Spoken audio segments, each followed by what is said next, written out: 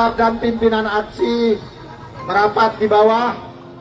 Kalau kayak gitu bisa saya tanya Bawaslu, tapi Bawaslu kan nggak ngomong apa-apa. Mas yang mulai ngomong, kalau mau ngomong harus siap. Apa laporannya? Apa isinya?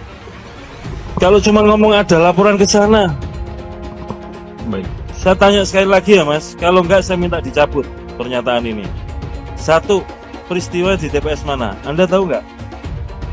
Ingin sekali. Anda tahu nggak? Itu aja Mas, dijawab. Kami Tahu nggak Mas? Itu aja, jangan kemana-mana. sekali lagi saya memang tidak tahu. Ya, udah jawab. prosesnya. TPS mana tahu nggak? Tidak tahu saya. Oke, yang kedua, siapa nama anggota KPPS yang diindikasikan atau juga disuap? Tahu nggak? Kami di data Tahu nggak? laporan tidak. Nggak, Jadi udah kami jawab tidak itu aja. tahu. Yang ketiga, siapa yang diduga melakukan penyuapan? Tahu Tidak nggak? Tentu yang melaporkan Enggak, lebih saya detail. tanya Mas, Anda yang ngomong di sini. Yang ngomong di sini bukan orang itu loh. Yang ngomong di sini Anda harus mempertanggungjawabkan pernyataannya. Saya mau tanya yang ketiga, siapa yang diduga menyuap Mas? Mas, Taksi, Baik. tahu nggak siapa yang menyuap?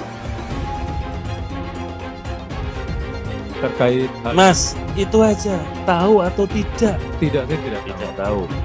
Yang keempat, siapa partai yang digelembungkan? Kami tidak tahu.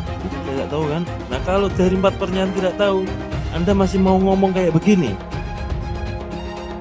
lebih baik dicabut Mas. Baik. Mengakui kesalahan, saya cabut mencabut itu juga bukan perusahaan, bukan sesuatu yang aib kok. Saya cabut intinya. Betul. Intinya Itu saya ya. sudah menyampaikan Nah setelah inti. ini, ya nanti akan saya tanya teman-teman Mas. Santai aja Mas. Kalau nggak tahu ngomong nggak tahu. Mau kita ngomong nggak tahu juga nggak apa-apa. Kita gentleman aja lah. Jadi kalau iya iya, kalau enggak. Ini pemilu yang paling brutal, pemilu yang tidak bisa dipertanggungjawabkan angka-angkanya. Karena itu, jangan bicara angka lagi, jangan bicara berapa yang kita dapatkan lagi. Yang kita harus lakukan adalah kita bubarkan pemilu ini. Kita minta diskualifikasi calon yang curang. Kita minta pemungutan suara ulang. Hanya di antara calon-calon yang tidak curang. Thank you, Your Majesty. I'd like to maybe call on you maybe in next few weeks, if possible. أهلا وسهلا, and when the time is right, I want to come and visit you and congratulate you in person. I am so happy for you, and I know that your country needs you and needed you for a long time, and I couldn't be prouder of my friend. Thank you, Your Majesty. Thank you. I really value your friendship, and I hope to see you as soon as possible. I would love to. I told my wife today that I was pulling you, and she was so excited. She sent some best wishes, my dear friend. We'll see you soon, either in my country or yours. Thank you, Your Majesty. Thank you. Great honor. Take care. Great Take honor. care. Thank you. Take care. Thank you. Bye-bye. Potong bebek angsa masak di kuali, gagal berkuasa nyalahin Jokowi, demo ke sana, demo ke sini, la la la la la la la la la la. Tidak bisa bayangkan kalau Jokowi dibiarkan sampai Oktober, tiap hari bikin kerusakan yang tambah parah. Ulang tahun PDIP, dia keliling ke negara-negara Asia, ternyata kampanye. Gila ini orang udah. Cukup sudah. Saatnya kejujuran memimpin bangsa ini. Terima kasih. Jadi hak angket ini kan bukan sekedar proses politik di DPR.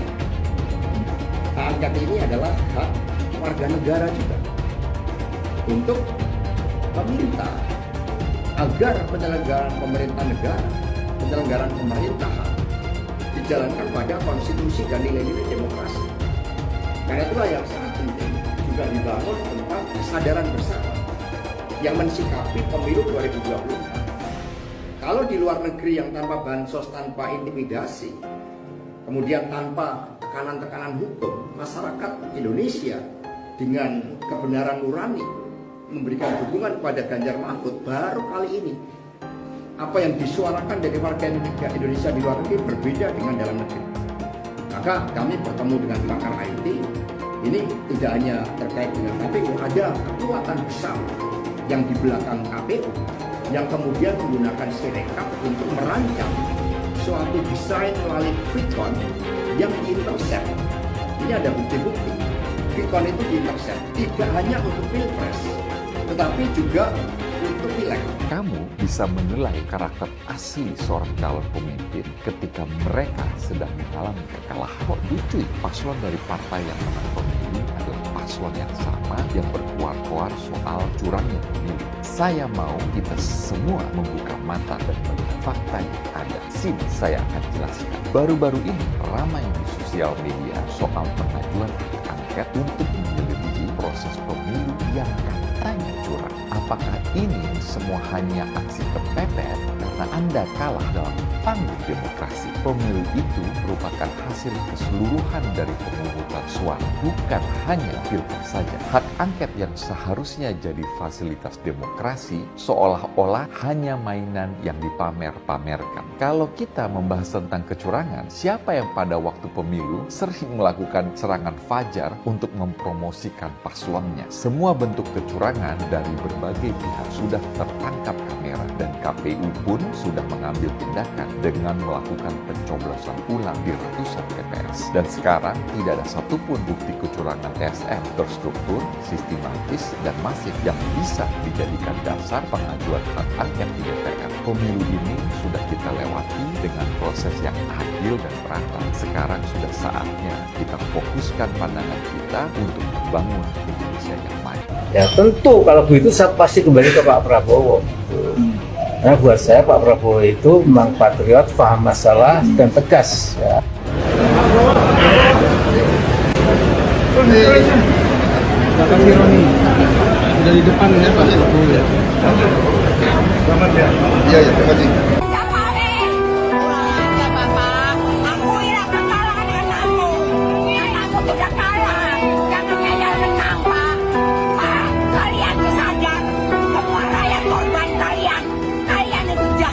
Jadi kita harus menurunkan Jokowi dengan antek-anteknya, dengan semua kebijakannya yang semua nggak benar, nggak bisa kita teruskan. Pemerintahan 10 tahun ini hancur, apalagi yang akan kita teruskan?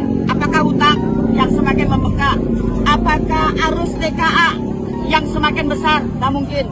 Jadi Jokowi nggak bisa seenaknya memakai uang negara, termasuk dia menggunakan BUMN, mengerahkan kementerian-kementerian. Aja gile, kita tidak rela. Di mana kami sudah tidak nyaman hidup di Indonesia, dan kami yakin bahwa Indonesia saat ini tidak sedang dalam baik-baik saja. Mas Anies juga mungkin hari ini gagal, ya tapi menurut saya karir politiknya Mas Anies belum selesai. Mas Anies masih bisa mencoba menjadi calon gubernur sekali lagi. Mungkin kan Mas Anies nggak tahan lama-lama jadi oposisi kan. Mas Anies tidak cukup kuat untuk menjadi oposisi atau tidak cukup kuat lama-lama berada di luar pemerintahan. Ya jadi beliau bisa mencoba lagi untuk maju jadi calon gubernur DKI. Dan tahun 2029 nanti bisa mencoba peruntungan lagi menjadi calon presiden. Ada yang percaya hasil KPU selama ini? Tidak percaya, 100% tidak percaya. Lawan, harus lawan. Kita tertipu semua. Kita tertipu, setuju, sepakat. Lawan semua. Lawan aparat, lawan semua lembaga negara yang menunjuk amanat. Lawan yang pengkhianat. Tidak ada tempat satupun untuk bagi mereka yang melawan rakyat. Lawan tambang bulu semuanya. Lawan. Ya. Dan merdeka harus merdeka. Seluruh rakyat harus bisa melawan. Dari Sabang sampai Merauke. Nah, syaratnya tidak mudah. Itu didakwa, diimpeach oleh sepertiga anggota DPR. Kalau sepertiga setuju tanda tangan, harus sidang dihadiri oleh 2/3. Kalau 2/3 setuju dari yang 2/3 itu, presiden bisa dinyatakan harus dimakzulkan tapi dibawa lagi ke MK. Rumit sekali. Rumit, dipersulit begitu. MK bilang iya, kembalikan DPR sidang lagi apa? Jadi enggak nih dimakzulkan. Kalau jadi bawa ke MPR. Forumnya 3/4. 3/4 anggota DPR harus disetujui oleh 2/3. Dan dalam situasi sekarang agaknya tidak mungkin menjatuhkan Pak Jokowi karena lebih dari separuh itu ada di koalisinya Pak Jokowi. Bagaimana mau mencapai 2/3 untuk hadir? Kalau mencari 1/3 untuk usul mungkin bisa. Tapi kalau sudah 2/3 nih sudah di Pak Jokowi, nggak akan masuk ke pleno. Kita nyata-nyata dicurangin ya, benar-benar udah, ya Allah nggak ada hayanya, nggak ada malunya sama sekali. Ya Allah, saya cuma nurut bagaimana. Ayo kita berjuang bersama. Apa selanjutnya yang kita harus lakukan? Ya lawan dong. Turun. Ya itu yang penting. Karena bukan apa-apa. Indonesia perubahan, kita harus berubah semua. Capek ya. Kita harus dipimpin oleh pimpinan yang betul-betul beriman, yang cerdas. Itu kan. Kita nggak lama lagi mungkin umur kita sampai. Tapi yang kita pikirkan regenerasi kita, anak cucu kita. Bagaimana dia harus mengalami seperti ini? Ya Allah ya Rahim, mama udah pada teriak. Katanya semua pada mahal. Beras 20.000, ya kan? Masya Allah, tapi insya Allah kita percaya kepada Allah. Mudah-mudahan rezeki pasti ada untuk kita semua. Amin ya Rabbi. Yang penting takwa. Dan mudah-mudahan saya atas nama mungkin di antara artis-artis yang hadir juga, saya turut dengan Raja Dangdut. Ayo kita berjuang bersama. Kalau kemarin kita satu, sekarang kita berjuang demi untuk bangsa negara. Oke, Allahu Akbar. Allahu Akbar. Allahu Akbar. Kemarin ada yang pede banget nih. Siapa lagi kalau bukan pendukung Pak Profesor Abah Anies Baswedan. Katanya nih, mereka yang intelek alias berpendidikan tinggi pasti milih Pak Anies. Ternyata fakta berkata lain. Sakit banget emang. Yang berpendidikan tinggi justru ramai-ramai mencoblos Prabowo Gibran. Jadi mana nih tuduhan-tuduhan kemarin yang bilang pendukung Pak Prabowo kena tipu joget gemoy. Faktanya yang berpendidikan tinggi pilihannya Prabowo Gibran kok. Intinya gitu ya. Jangan-jangan omon-omon tapi bicara pakai data dan fakta. Udah gitu aja.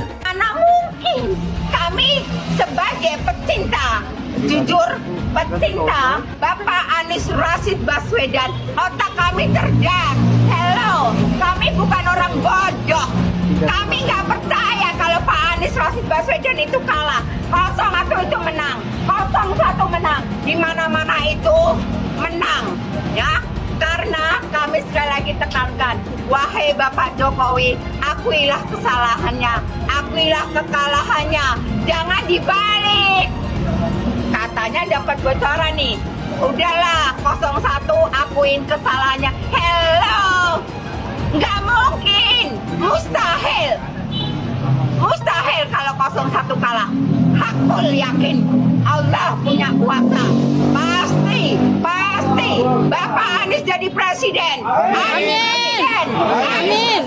Anies presiden. Ini kemenangan Prabowo Subianto dan Gibran. Jadi yang kalah nangis-nangis saja. Jangan pura-pura bahagia. Nangis saja. 1 silakan nangis. Lepaskan, 3 keluarkan ya Mas Adi. Ketimbang jadi bisul, ketimbang jadi penakit, ya kan, pura-pura bahagia. Tumpahkan setumpah-tumpahnya.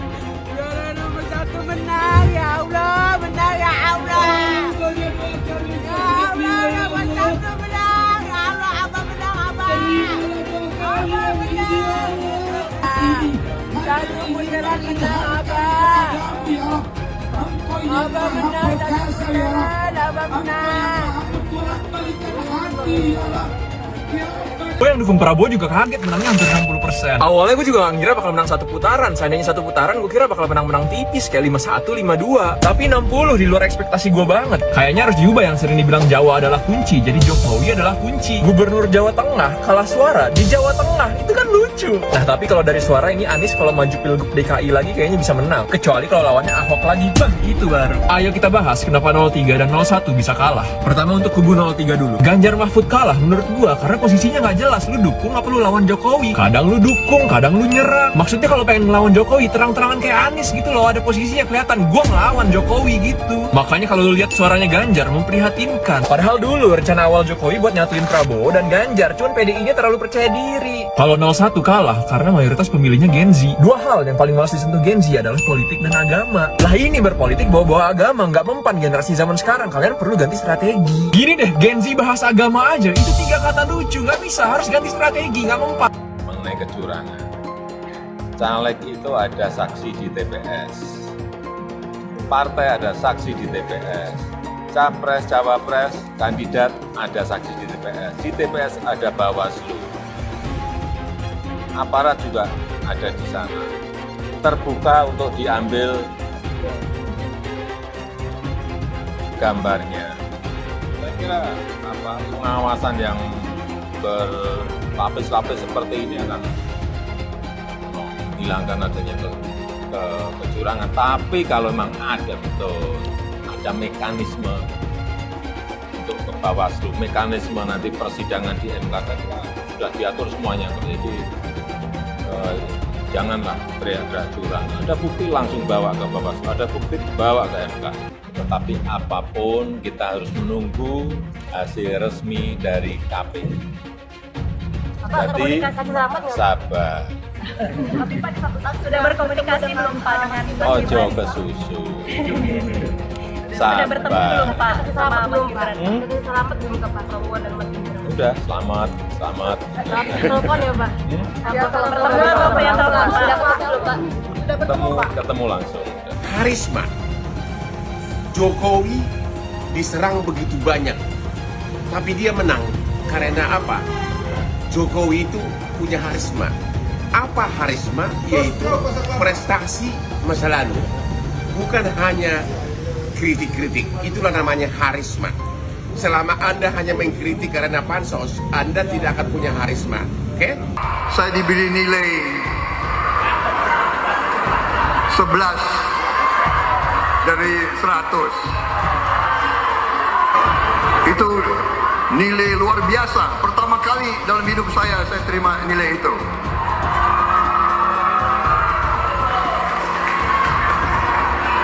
Dari orang yang saya beri kebaikan. Pak Prabowo, itu sebelumnya Pak Prabowo sudah menyumbangkan 400 miliar untuk pencalonan Pak Anies sebagai gubernur. Nah itu kalau kita bicara etik di mananya?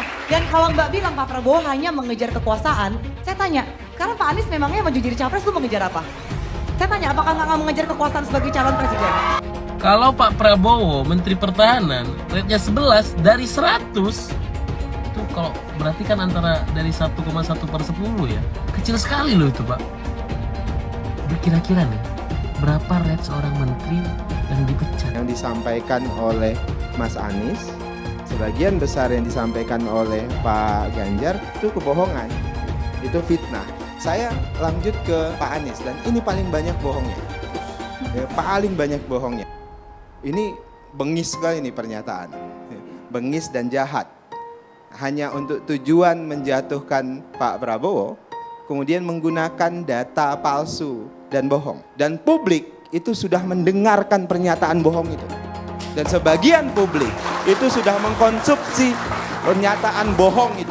Dan itu berbahaya. Itu pernyataan bohong yang luar biasa. Kinerja Kementerian Pertahanan. Pertanyaannya sekarang terkait dengan pertahanan, berapa skor yang Bapak berikan atas kinerja Kementerian Pertahanan yang dipimpin oleh Bapak Prabowo? Silakan Pak Ganjar. 5 cukup. Skornya justru di bawah 5 Mas Ganjar. Kalau 5 itu ketinggian Pak Ganjar. Terima kasih Pak Ganjar. Pak Anies gak usah takut. Disebut aja angkanya berapa gitu loh. Kayak saya gitu loh. Jangan di bawah 5, sebut aja berapa. 11 Mas, dari 100. Sesudah keputusan MK. Dan kemudian di MK dibentuk MK-MK. Yang hasilnya mengatakan bahwa terjadi pelanggaran etika berat. Yang menyebabkan keputusan yang dibuat oleh MK secara etika bermasalah. Sesudah Bapak mendengar bahwa ternyata pencalonan persyaratannya bermasalah secara etika, pertanyaan saya, apa perasaan Bapak ketika mendengar bahwa ada pelanggaran etika di situ? Bagaimana perasaan Mas Prabowo? Soal etik. Enggak semua etik. Oposisi itu penting dan sama-sama terhormat. Sayangnya tidak semua orang tahan untuk berada menjadi oposisi. Oke? Seperti sampaikan Pak Prabowo tidak tahan untuk menjadi oposisi. Apa yang terjadi? Beliau sendiri menyampaikan bahwa tidak berada dalam kekuasaan membuat tidak bisa berusaha. Karena itu harus berada dalam kekuasaan. Saya mensyukuri kenapa kalah, kenapa ditahan. Saya bersyukur atas itu semua. Saya coba bayangkan ya, kalau seandainya waktu itu kita menang gitu ya, Hari ini belum tentu kita bisa nikmati seperti ini. Kita bersyukur 5 tahun Tuhan izinkan kasih ke orang yang pintar ngomong untuk kerja. Coba kalau kita bayangkan gitu ya, kalau kemarin saya masih jadi gubernur, ini saya udah turun ini. Tapi yang pintar ngomong itu dikira orang hebat kan? Ini lebih berbahaya tahun 2024, langsung ketahuan karakternya. Langsung ketahuan itu. Di saya juga ada kutipan Pak di kamar saya Pak. Tulisannya, Jakarta telah mengambil keputusan yang fatal. Jangan hanya konsentrasi pada pembangunan benda-benda mati yang indah difoto dan bisa ditunjukkan dalam 5 tahun hasilnya. Kalau kita mau menilai sebuah janji, maka lihat janjinya atau lihat kenyataannya. Dulu janjinya apa ya? Dan ini aneh, betul-betul aneh. Ini bukan kampanye, tapi saya sampaikan di sini. Di satu sisi menyiapkan jalur-jalur air untuk dikirim ke laut, di sisi lain di lautnya dipasang dengan pulau reklamasi, tinggal tunggu waktu jadi rob, air malin. Dan ini melawan sunnatullah. Kenapa? Air itu turun dari langit ke bumi, bukan ke laut. Harusnya dimasukkan ke dalam bumi, masukkan tanah. Di seluruh dunia air jatuh itu dimasukkan ke tanah. Bukan dialirkan pakai gorong-gorong raksasa ke laut. Jakarta telah mengambil keputusan yang fatal. Bukan banjir, itu memang parkir air. Bukan banjir, itu memang parkir air. Masyarakat berkeliling dengan membawa toa untuk memberitahu semuanya, termasuk sirine. Kaibon 82 miliar. Apa alat transportasi yang dimiliki oleh hampir setiap orang? Alat transportasi yang dimiliki semua orang adalah kaki. Kalau seandainya orang Jakarta percaya Pak Anies jadi gubernur pun, saya berani jamin kok dia akan lakukan normalisasi yang sama seperti saya lakukan kok. Gak usah bohong lah. Ketika air sampai di muara, maka siap untuk dipompa ke laut. Pancasila Soekarno, ketuhanan ada di pantai. Anak Tuhan dari mana? Kalau Yesus anak Tuhan, bidangnya siapa? Besok di seluruh wilayah Indonesia kami katakan dan Iblis hanya menggoda orang yang beriman. Makanya jarang-jarang orang kafir kerasukan setan. Yang kerasukan setan itu orang baik-baik. Jarang, saya belum pernah nengok Cina kerasukan setan. Pernah tak Ahok itu kerasukan setan? Enggak, setannya juga. Karena sesama setan dilarang saling menggoda. Karena di salib itu ada jin kafir. Karena di salib itu ada jin kafir. Karena di salib itu ada jin kafir. Haleluya. Kepalanya ke kiri apa ke kanan? Kepalanya ke kiri apa ke kanan? Tetap percaya salib itu lambang mulia, bukan jin. Kok ketawa? Aku nggak nyindir siapa-siapa loh. Saya nggak pernah mundur untuk kebenaran, keadilan, kejujuran, dan peri kemanusiaan. Gue nggak pernah mundur. Dan gue nggak pernah takut juga sama lu. Siapapun yang rasis, gue akan hadapin. Gue bilang. Karena rasis itu tidak berperi kemanusiaan. Sama saya ditanya dulu kan, kamu nyesel nggak statement kamu di Pulau Seribu sehingga masih masuk penjara? Tidak pernah nyesel, karena saya mengatakan kebenaran. Relawan Anies yang mayoritas pengasuh khilafah, seperti kadrun FPI dan HTI, ingin melengsarkan Pak Jokowi. Dengan menggunakan politik identitas, relawan Anies akan menggulingkan Jokowi. Tapi pendukung Anies lupa bahwa 82% penduduk Indonesia suka dengan kinerja Pak Jokowi. Ingat, di belakang Anies ada ormas pengasuh khilafah, seperti FPI, HTI, PA212. Saya yakin sebentar lagi karma Ahok akan mengejar Anies Baswedan. Saya optimistis dengan Indonesia gara-gara hasil pemilu 2024. Saya bukan bicara soal pemilihan presiden ya, melainkan pemilihan anggota DPR yang saya ikuti. Sebenarnya sampai sekarang belum pasti apakah saya bisa lolos ke parlemen. Tapi saya melihat ada tanda-tanda positif yang layak membuat kita semua cukup percaya bahwa Indonesia di masa depan akan jadi lebih baik. Saya gunakan diri saya sebagai contoh ya. Sejak sebelum saya maju jadi caleg PSI, saya sudah diingatkan banyak orang. Kata mereka, saya itu harus punya dana miliaran rupiah, atau belasan miliar, atau puluhan miliar rupiah untuk bisa lolos ke DPR. Uang dalam jumlah miliaran rupiah itu tidak diperlukan untuk sekedar kampanye. Yang lebih penting adalah bagi-bagi duit pada masyarakat tadi. Tarifnya saya tidak tahu pasti, tapi dari yang saya dengar, Kalau di Jakarta, uang suap yang dibagi per warga adalah sekitar 100.000 sampai 200.000 rupiah. Sebagian dari Anda mungkin menganggap saya berlebihan ya, tapi terus terang, saya melihat rakyat Indonesia tidak sebodoh seperti yang sering dituduhkan. Selama ini Anda kan sering dengar soal serangan fajar dalam pemilu. Serangan fajar itu adalah istilah buat kelakuan bagi-bagi uang pada warga di pagi hari sebelum pencoblosan agar memilih salah satu caleg. Dan ini memang terjadi, walau saya tidak pernah menyaksikannya secara langsung. Tapi pada saat yang sama, saya juga melihat bahwa ada banyak juga warga masyarakat yang memilih karena gagasan, karena harapan, bukan karena uang. Karena itu kalau Anda berusaha memperoleh 10.000 suara pemilih, Anda harus keluarkan dana sekitar 10 miliar sampai 20 miliar. Di luar Jakarta mungkin tarifnya lebih rendah. Tapi itu baru uang suap pada masyarakat, belum pengeluaran kampanye lain. Dan itu baru untuk meraih 10.000 suara. Untuk bisa menang di DPR, angka 10.000 itu jauh dari mencukupi. Karena itulah kalau misalnya ingin merebut misalnya 40.000 suara, ya dibutuhkan 40 miliar rupiah. Orang yang bilang bahwa setiap caleg harus siapkan dana raksasa menganggap tidak ada pilihan lain. Ada kepercayaan bahwa masyarakat, terutama di kalangan akar rumput, hanya mau memilih seorang caleg kalau mereka tahu akan dapat imbalan menarik. Kalau cuma gagasan sih, mana laku, kata mereka. Di luar itu, saya turun ke sejumlah lokasi di daerah pemilihan untuk bertemu warga. Saya bertemu masyarakat, berkampanye, dan berdiskusi. Terus terang, saya sangat menikmati acara-acara ketemu langsung warga ini. Sayangnya, itu tidak banyak saya lakukan karena saya diingatkan untuk tidak sering turun lapangan mengingat 2 tahun yang lalu saya dikeroyok belasan pria tidak dikenal ketika sedang membuat reportase demonstrasi mahasiswa di depan gedung DPR. Jadi banyak yang bilang, berhati-hatilah, pembenci saya terlalu banyak. Akibatnya, ya saya hanya turun belasan kali untuk berbicara langsung dengan masyarakat. Tapi pengalaman saya menunjukkan hal yang berbeda. Saya tidak menjalankan aksi bagi-bagi uang. Ada 3 alasan mengapa saya tidak melakukannya. Pertama, saya tidak punya uang. Kedua, PSI melarang setiap kadernya bagi-bagi uang.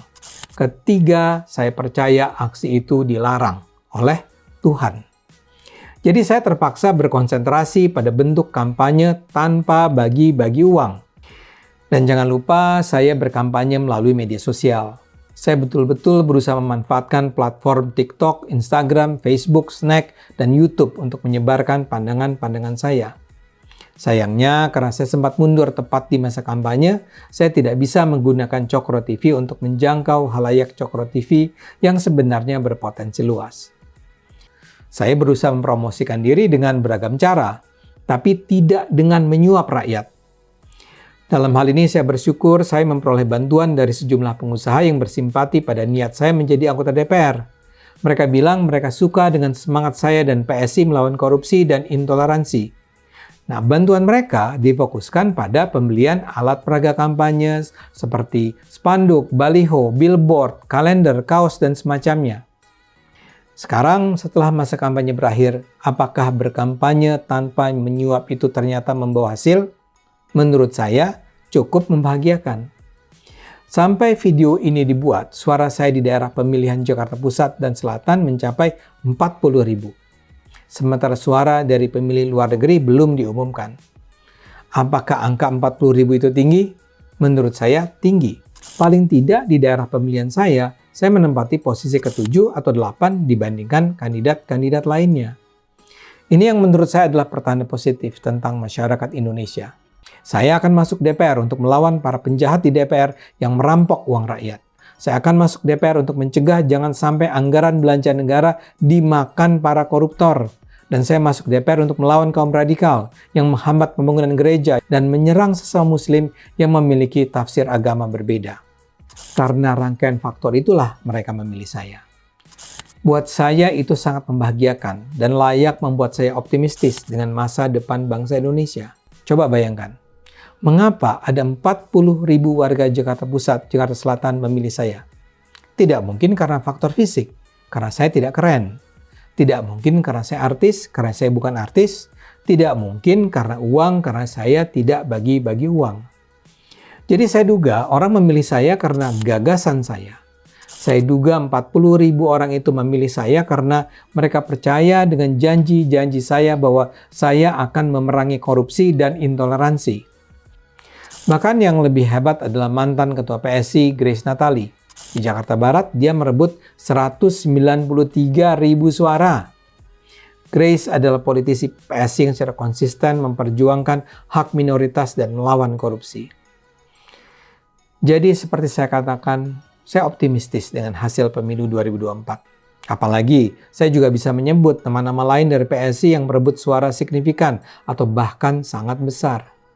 Misalnya saja nama William Aditya Sarana. Dia adalah anggota PSI yang maju sebagai caleg DPRD daerah pemilihan Jakarta Barat. Dia meraih juga hampir 40.000 suara dan kini sudah pasti masuk DPRD Jakarta. William ini adalah anak muda PSI yang tahun 2019 yang lalu dengan berani di DPRD melawan rencana anggaran pemerintah DKI untuk membeli AIKA bond sebesar 80 miliar rupiah. Jadi William dipilih karena keberaniannya melawan korupsi. Mungkin saja setelah dihitung jumlah total pemilih saya tetap tidak lolos ke DPR. Tapi fakta bahwa ada 40.000 warga di Jaksel dan Jakpus dan mungkin ribuan orang lain di luar negeri memilih saya menunjukkan bahwa ada cukup banyak warga Indonesia yang rasional dan berpikir dengan akal sehat. Dan itu adalah modal penting bagi masa depan Indonesia. Hasil pemilu 2024 menunjukkan ada cukup banyak warga Indonesia yang rasional, yang memilih karena gagasan yang ditawarkan caleg dan bersedia terlibat dalam upaya membangun Indonesia yang bersih dari korupsi dan intoleransi. Relawan Anies semakin beringas dan Anies semakin galau. Dengan menggunakan politik identitas, relawan Anies akan menggulingkan Jokowi. Relawan Anies yang mayoritas mengusung khilafah seperti kadrun FPI dan HTI ingin melengsarkan Pak Jokowi. Tapi pendukung Anies lupa bahwa 82% penduduk Indonesia suka dengan kinerja Pak Jokowi. Saya pikir kalau terjadi baku hantam, maka ada 82% yang akan menghajar kadrun pengasong khilafah itu. Nasdem pun semakin pusing melihat Anies, karena elektabilitas Anies semakin jatuh. Dan banyak kader-kader Nasdem terjerat kasus korupsi, seperti belakangan kasus korupsi BTS. Kasus korupsi 8 triliun yang dilakukan oleh kader terbaik Nasdem yaitu Johnny G. Plate, ini sangat menghantam Partai Nasdem, menteri dari Kementerian Pertanian, di mana ini juga adalah dari Partai Nasdem. Semenjak Nasdem mengusung Anies, banyak sekali petaka yang diterima oleh Nasdem. Apakah ini merupakan karma dari Ahok? Silahkan komentar di kolom komentar. Yang jelas saya tidak akan memilih Anies, karena Anies bukan pribumi yang jelas. Dan Anies juga merupakan antitesis daripada Jokowi. Antitesis artinya bertolak belakangan dengan semua kebijakan Jokowi. Anies sudah terang-terangan menyebutkan dia tidak akan melanjutkan kinerja dari Pak Jokowi. Tidak ada infrastruktur yang akan dibangun jika Anies memimpin Indonesia 5 tahun ke depan. Lagi pula Anies juga didukung oleh khilafah dan pendukung Anies dari ormas seperti FPI dan juga HTI. Apa kita mau FPI dan HTI kembali di Indonesia jika Anies memimpin? Anies adalah bapak politik identitas yang menghalalkan segala cara untuk menggapai kekuasaan, termasuk menggunakan politik identitas berbasis agama.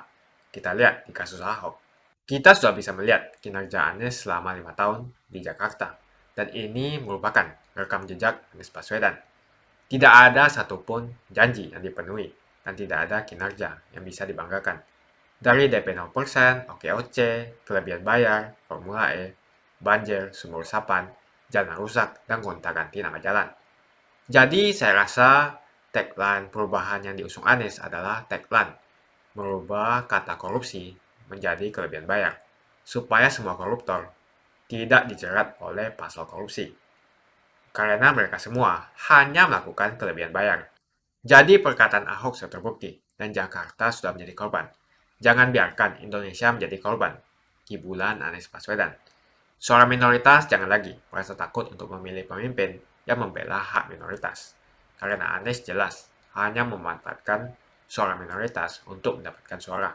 Ingat, Di belakang Anies ada ormas pengusung khilafah, seperti FPI, HTI, PA212. Saya yakin sebentar lagi karma Ahok akan mengejar Anies Baswedan. Begitu saja opini saya hari ini, tuliskan opini kalian tentang Anies Baswedan di kolom komentar. Dan juga tuliskan pendapat kalian tentang people power oleh relawan Anies untuk melengsarkan Pak Jokowi. Tuliskan pendapat kalian. Jika kalian siap untuk melawan people power yang digaungkan oleh relawan Anies, ayo tuliskan lawan people power di kolom komentar. Pastikan Anda semua like video ini dan bagikan video ini ke teman dan family Anda supaya mereka semua mengetahui tentang informasi ini. Tekan tombol subscribe dan bunyikan lonceng notifikasi supaya kamu tidak ketinggalan